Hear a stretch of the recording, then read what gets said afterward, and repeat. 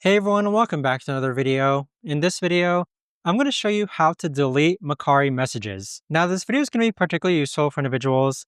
Let's say that you want to go ahead and delete Mercari messages. How do you actually go ahead about doing so? Now, this video is going to be short, sweet, and simple, guys. There's not going to be a lot of steps involved.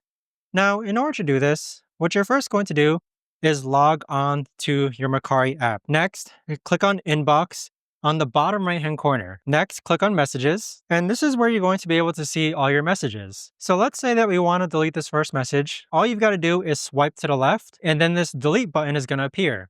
So once again, just hold the message and swipe to the left, and then the delete option is going to appear. Additionally, you could actually go into the message and then click on the three dots in the upper right hand corner. And you could also block this user so that this message also gets deleted. But that right there, guys, is the best and easiest way that I know of to actually go ahead and delete messages on the Mercari app. If you guys know of a better, easier way to actually do this, let me know in the comments down below. I would love to know. Thanks so much for watching, everyone, and I'll see you guys all in the next video.